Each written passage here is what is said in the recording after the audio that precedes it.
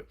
I just found myself struggling to keep up. Number of teachers quitting hits new high. And obviously, this is a huge issue because if we aren't educating our children, especially at a public scale, if we aren't educating them properly, then we can't properly compete on an international level.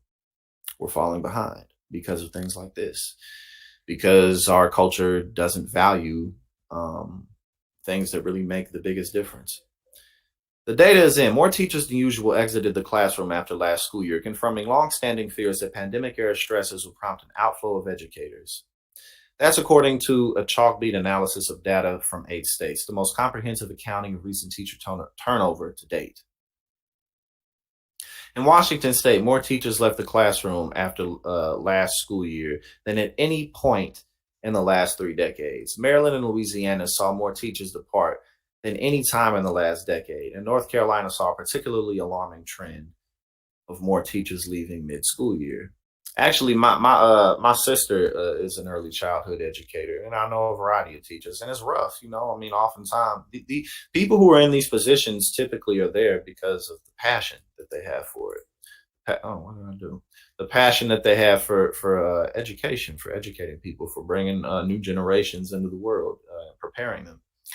And oftentimes they have to come out of pocket to buy supplies for for their classrooms, and obviously most of them really can't afford to do that, but they do it still because, again, this is a passion position. The turnover increases were not massive, but they were meaningful, and the churn could affect schools' ability to help students make up for learning loss in the wake of the pandemic. This data also suggests that spiking stress levels, student behavior challenges, and a harsh political spotlight have all taken their toll on many American teachers.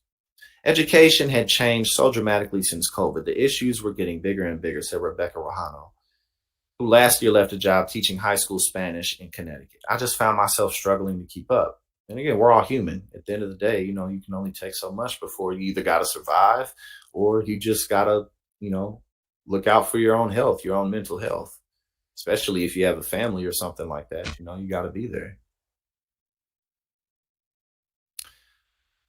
Okay, so we just went over a little bit of that data for the 8 states. Since the pandemic threw U.S. schools into disarray, many educators and experts warned that more teachers would flee the profession. But in 2020, turnover dipped in many places as the economy stalled. Then in 2021, it ticked back up to normal or slightly above average levels.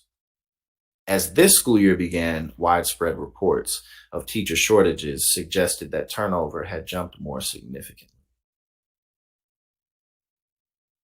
Okay, so the states were Hawaii, Louisiana, Maine, Maryland, Mississippi, North Carolina, South Carolina, and Washington. That was where the chalkbeat analysis, that's where they got their data from.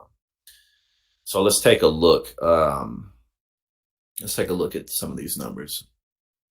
A number of states saw a clear jump in the share of teachers leaving teaching. Okay, so here we go. So Maryland, we can see this is from 2014 to 2016. And this is people, kind of stable out there, and then people are heading out more. People are heading out more. It's kind of pretty, it kind of looks the same. It's roughly the same in most of them. Well, in the same region, at least, between like 10 and 15%. In Louisiana, for instance, nearly 7,000 teachers exited the classroom last school year, or about 1,000 more than usual. That's a turnover rate of 14% up from between 11 and 12% in a typical pre-pandemic year. There was variation among the 8 states. Okay, so we just went over that data. And in a lot of ways, it's the creeping forced privatization of the socioeconomic system. Overworked, underpaid. The toll of burnout is contributing to teacher shortages nationwide. This is Rahana they're talking about. She left in the middle of the last school year, something she never imagined doing because it was so disruptive for the school and her students. It got so bad, she said. I was very overwhelmed and stressed. I was anxious and tired all the time. Rahana ended up taking a job at an insurance company where she's able to work remotely when she wants. Yeah, I mean, this really is a serious problem. And this is why it's so important, too.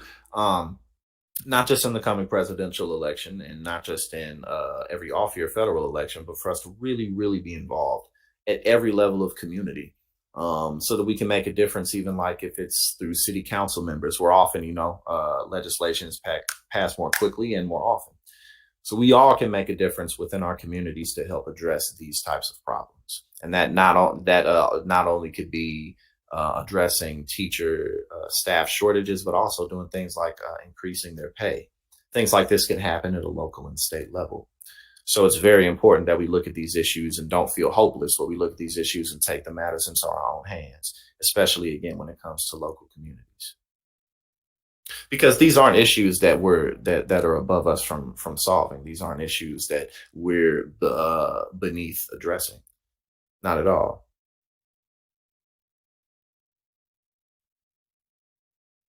Okay.